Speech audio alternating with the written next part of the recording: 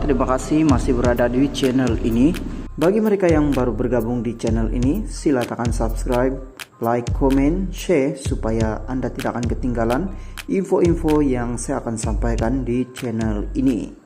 Berita hari ini saya mau kongsikan kepada Anda daripada Sinar Harian. Menteri perlu bijak beri kenyataan. Sidang Akbar Menteri Pertahanan Datuk Seri Muhammad Hassan baru-baru ini mendapat komen ramai di media sosial.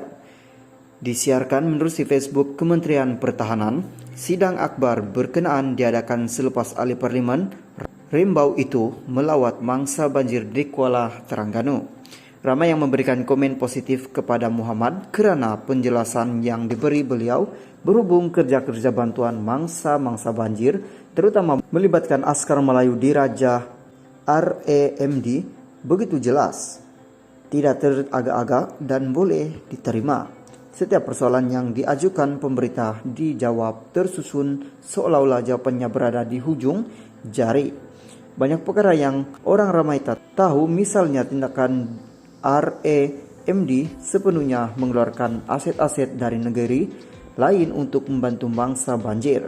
Diceritakan dalam sidang akbar itu, sebenarnya tidak semua menteri mempunyai kebolehan dalam memberi kenyataan kepada orang ramai. Adakala kementerian melakukan kerja dengan baik serta bersungguh-sungguh, tetapi menerima kecaman disebabkan kegagalan menteri yang mengetuai kementerian itu menyampaikan maklumat kepada orang lain. Ada pula yang dijadikan sebagai moral pihak tertentu untuk menambah. Perkara ini dialami sebahagian menteri kerajaan-kerajaan terdahulu. Ada menteri yang kuat bekerja tetapi disebabkan tidak pandai berkomunikasi dengan baik, beliau dilihat tidak perform, selalunya melibatkan kementerian berkaitan ke penggunaan. Ada juga menteri pandai berkomunikasi tetapi terlalu gairah mengeluarkan kenyataan yang membuka ruang kepada pihak-pihak tertentu memanipulasi. Silap cakap, ia akan memberi image negatif kepada keseluruhan kerajaan. Untuk menutup balik kesilapan itu, biasanya media dipersalahkan kononnya salah lapor. Cara paling selamat ia dengan mengeluarkan kenyataan secara bertulis atau proses realisis. Tetapi kelemahannya, apa yang hendak diperkatakan menjadi terhad dan kemungkinan tidak sampai disebabkan tidak ada komunikasi dua hala. Dan baru-baru ini, isu kepenggunaan menjadi perdebatan di media sosial. Walaupun ada menteri yang tampil memberikan penjelasan berhubung kenaikan kos harga barangan, namun ia bertukar menjadi bahan kecaman di media sosial. Bahkan bukan kerana menteri itu tidak bagus, tetapi kenyataan dikeluarkan tidak menepati hati orang ramai. Mungkin selepas ini barisan-barisan menteri perlu dibawa berkhusus untuk diajar secara berkomunikasi dengan baik. Guys, salam sejahtera. Terima kasih masih berada di channel ini. Bagi mereka yang belum subscribe channel ini, sila subscribe dan like, komen, share supaya Anda tidak akan ketinggalan info-info yang saya akan sampaikan di channel ini. Berita hari ini saya mau kongsikan kepada Anda daripada Berita Harian. Zahid tak sepatutnya dilantik TPM, beri tekanan institusi kehakiman Tun Mahathir. Putrajaya pelantikan Datuk Seri Ahmad Zahid Hamidi sebagai timbalan Perdana Menteri dilihat memberi tekanan kepada kehakiman untuk menjalankan tugas secara adil dan tanpa gentar dalam kes mahkamah dihadapi Presiden UMNO itu. Tun Dr. Mahathir Muhammad menegaskan Ahmad Zahid sepatutnya tidak diberikan sebarang jawatan dalam kerajaan kerana berhadapan 47 tuduhan rasuah, pecah amanah dan pengubahan wang haram di mahkamah ketika ini. Bekas Perdana Menteri itu berpandangan pelantikan Ahmad Zahid sebagai individu kedua tertinggi dalam kerajaan akan mengganggu mahkamah yang mungkin terpaksa membuat keputusan memihak kepadanya. Sepatutnya pelantikan itu tidak dilakukan kerana dia sedang menghadapi tindakan mahkamah dan ada kemungkinan dia akan didapati bersalah dan dihukum.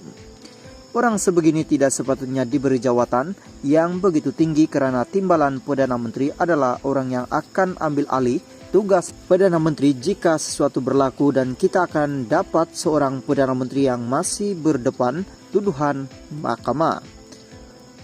Orang melihat oleh kerana timbalan Perdana Menteri, mahkamah tidak boleh mengambil tindakan terhadapnya. Ia akan mengganggu pihak mahkamah untuk membuat keputusan. Mungkin mereka akan dapat tekanan dan undang-undang mungkin diketepikan. Ini bermakna dalam negara kita tiada lagi kedaulatan, undang-undang pemerintahan yang mengutamakan kepentingan orang tertentu dan menyebabkan kerajaan tidak dihormati oleh rakyat. Katanya dalam temu bual bersama Bah di Yayasan Kepimpinan Perdana di sini baru-baru ini. Beliau berkata demikian ketika ditanya mengenai kesan pelantikan Ahmad Zaid yang masih dibicarakan di mahkamah sebagai timbalan Perdana Menteri dalam Kabinet Kerajaan Perpaduan Pemimpin Perdana Menteri Datuk Seri Anwar Ibrahim. Pada 24 Januari lalu, Mahkamah Tinggi memerintahkan Ahmad Zaid membela diri terhadap 47 tuduhan rasuah, pecah amanah dan pengubahan wang haram dana yayasan akal budi selepas pihak pendakwaan berjaya menimbulkan kes prim pice bagi semua tuduhan terbabit. Mengulas lanjut, Dr. Mahathir menegaskan Ahmad Zaid juga sepatutnya meletak jawatan Presiden UMNO dan menolak lantikan sebagai timbalan Perdana Menteri. Selepas parti pimpinannya kalah teruk dalam pilihan raya umum ke-15 PRU 15. Guys, salam sejahtera. Terima kasih masih berada di channel ini. Bagi mereka yang belum subscribe channel ini, sila subscribe dan like, komen, share supaya Anda tidak akan ketinggalan info-info yang saya akan sampaikan di channel ini. Berita hari ini saya kongsikan kepada Anda daripada Sinar Harian. Isamuddin tegaskan tetap bersama UMNO. Syah Alam, Bendahari Agung Barisan Nasional BN Datuk Seri Isamuddin Husin menegaskan beliau tetap bersama dengan perjuangan parti itu buat selama-lamanya. Menurut ahli parlimen Samborong itu, beliau pada masa sama akan memanfaatkan sebaiknya peluang yang ada untuk melakukan penambahbaikan terhadap prestasi parti itu. Tegasnya, BN UMNO juga mesti membuat reformasi segera berikutan kekalahan teruk pada pilihan raya umum ke-15 PRU 15 yang menyaksikan gabungan itu hanya memperolehi 30 kursi di parlimen. Kita perlu lakukan penambahbaikan dan apa jua pembetulan diperlukan untuk parti kesayangan kita ini. Banyak kerja yang mesti dilakukan kalau nak pulihkan semula keyakinan rakyat. Kita tak boleh salah langkah lagi, kata beliau dalam satu hantaran video yang dimuat naik di akun Instagramnya pada